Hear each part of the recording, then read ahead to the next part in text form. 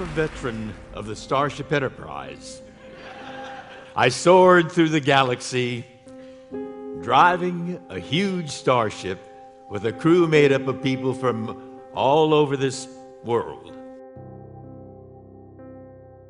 A Virginia mayor cited Japanese internment in his defense of blocking Syrian refugee assistance, stating, quote, "I'm reminded that President Franklin D. Roosevelt felt compelled to sequester Japanese foreign nationals after the bombing of Pearl Harbor." Actor George Takei, who was interned himself for 4 years, responded to that statement on Facebook. He wrote, "There was no threat. We loved America. We were decent, honest, hardworking folks. Tens of thousands of lives were ruined over nothing." We're Americans. My mother was born in Sacramento, California.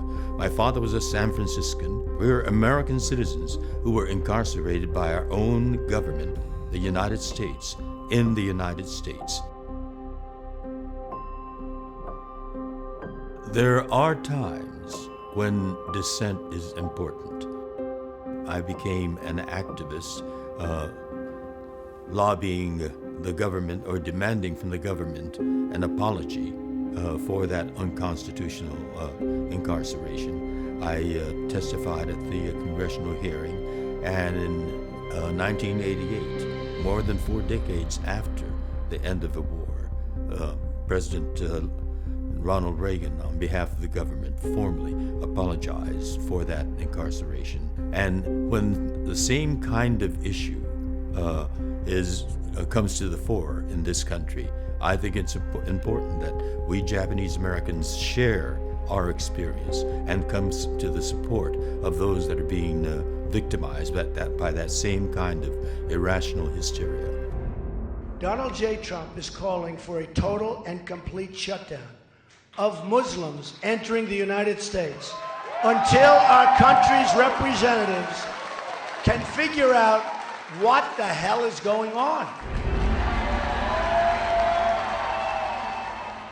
Political leadership could not educate the hysteria that was sweeping across this country.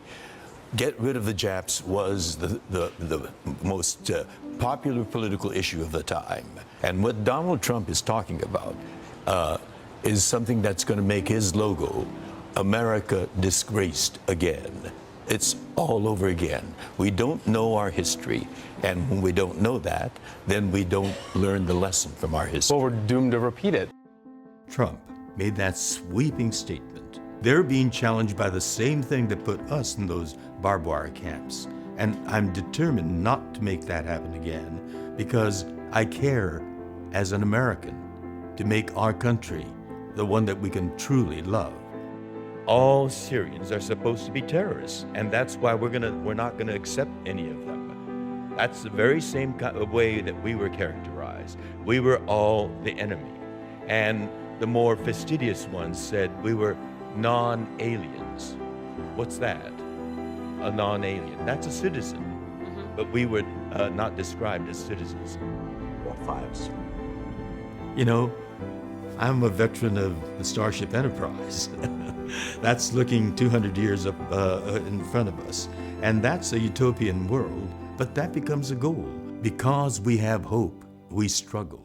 Because we see where we can make it better.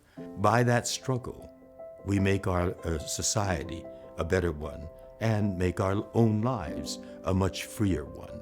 The work of the Muslim Public Affairs Council is vitally important because at times like this is when we need activism to keep our democracy true, not let that kind of uninformed, racist hysteria determine the course of this country.